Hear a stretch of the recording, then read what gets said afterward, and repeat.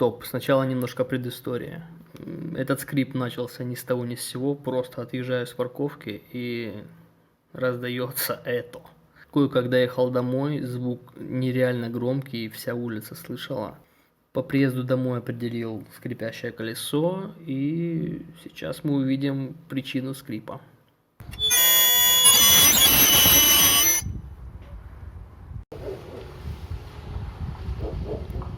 Вот этот сучий камень. Вот он, скотина. Мешал мне жить полдня. Все, ты свободен. Езжай дальше. Туговато крутится все-таки колесо. Ну да ладно.